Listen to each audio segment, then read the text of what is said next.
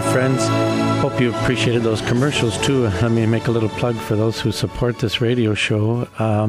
We're a new show here. You're listening to Unlike Other Nations on WYLL Chicago, 1160 AM. I'm Father Tom Coys. And I'm John Coys. John Coys. We are really brothers. We're not just kidding. We are here happy to share with you some important insights. We have with us a movie producer. His name is Tim Watkins, and he is putting together a movie on an apparition that happened about 500 years ago called The Apparition of Our Lady Guadalupe. I said before we broke that why should we care? I think it's a good question that we need to ask. Whenever something from the past, a historical event happens, we need to relate it to today. Tim, I want to mention, John, you weren't there, but when Tim was in Chicago, he did a preview at a university here in Chicago, and there was some strong reaction because part of the movie, in order to introduce the situation, the cultural world situation in 15th century, in the New World, you have to understand what was going on in the Old World, in Europe, because the Spanish conquistadors were coming from Spain, of course. So what was going on in Spain affected how they reacted. They perhaps were a little overly vicious or overly murderous, perhaps you might say, violent, because they were coming out of 700-year domain of slavery under a very violent and bloodthirsty, shall we say, regime. And they were, in some sense, coming over to the New World to reestablish New Spain. And they didn't want to fall into the errors that they are already, that we're accustomed to. Tim, does that give some sense of what I'm talking to help you? Sure. On in both New Spain and the Old World, you definitely had events unfolding where, in the smallest sense, each had its purity of design, but also got out of control because of the circumstances. Right. We often have to remind ourselves, the incredible levels of communication we have today just didn't exist back then. And frankly, a lot of times we address, in the movie, we talk about Catholics because prior to the early 1500s, there were Jews, Catholics, Muslims, and pagans. That was pretty much it. There weren't Protestants or Lutherans, so you have to kind of put everything into the context of the time frame of when things occurred, and so while you could have had a lot of different things going on, I know in speaking with Monsignor Chavez, who was interviewed throughout the movie, we interviewed him. He would talk about how intent-wise the purity of what the indigenous were trying to do was in some ways noble, but the idea of sacrificing the human as opposed to honoring the true sacrifice that Christ made was lost in the interpretation, if you will. Right.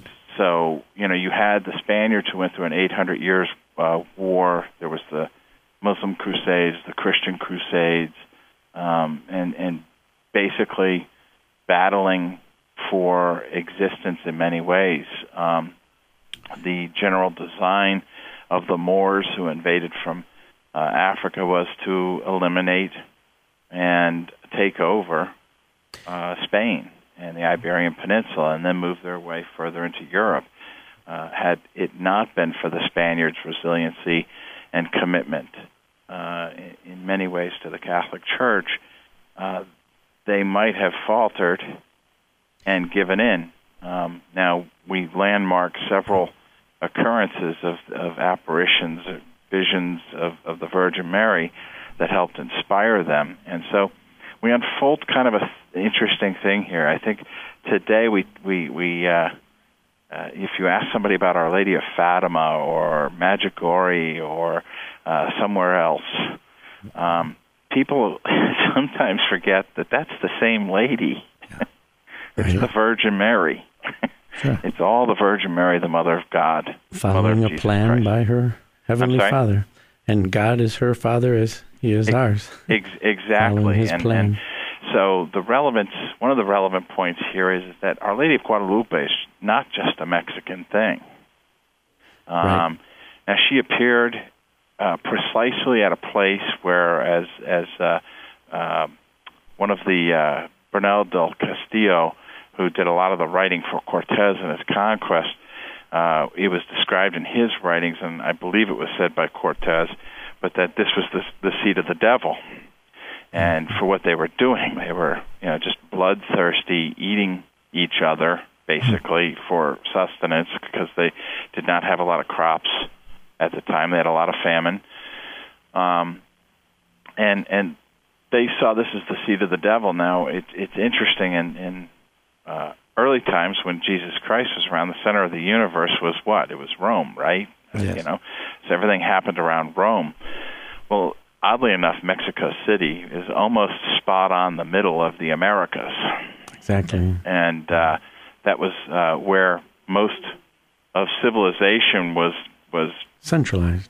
Mm-hmm. And so this became kind of the battleground for a battle of salvation. And I know that sounds really sweeping and really semi-dramatic, but we have these moments in time.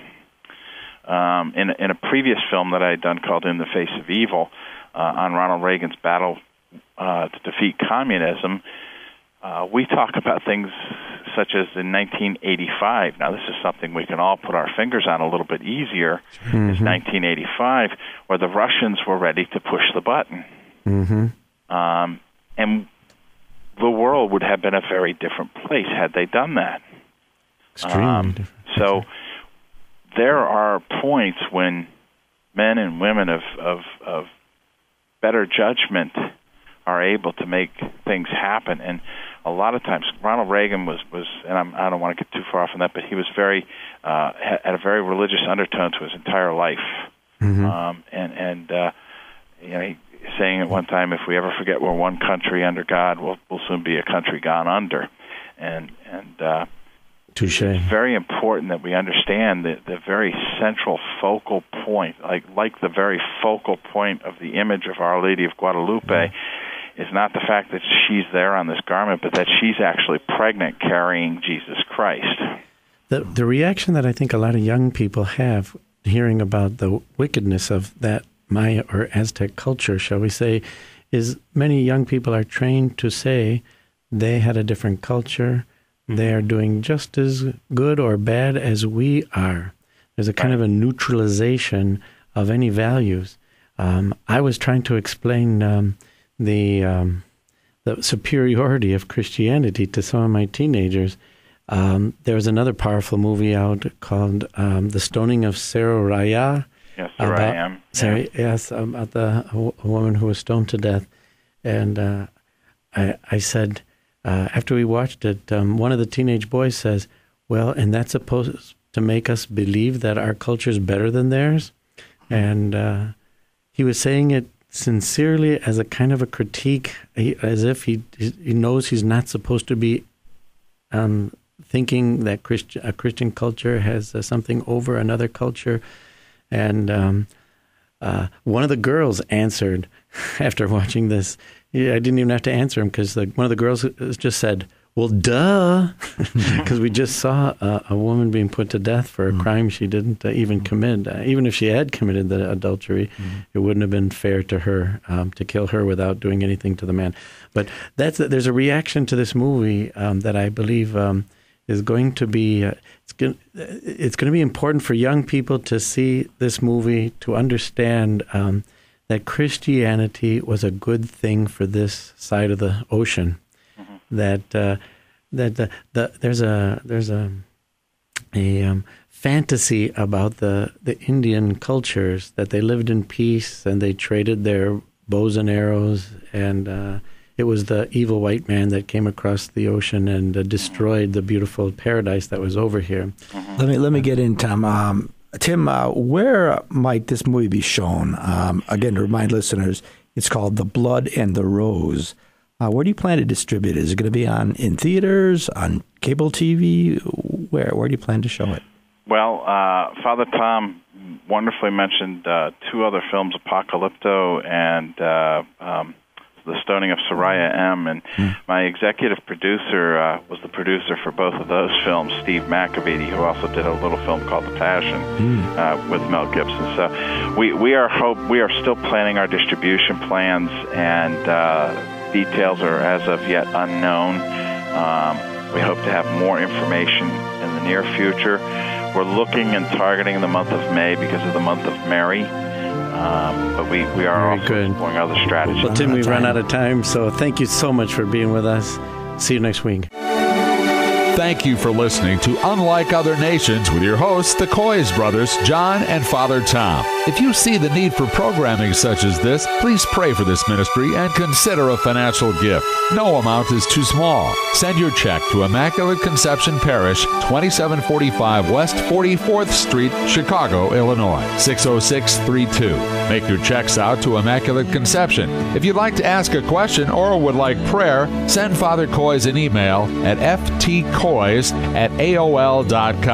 or John at coys2900@comcast.net. You can also listen to archived shows on YouTube by searching for Unlike Other Nations Radio. Help us keep Lincoln's hope alive. We have been and still remain the last best hope of mankind. Tune in next Sunday morning at 11:30 for another edition of Unlike Other Nations right here on AM 1160.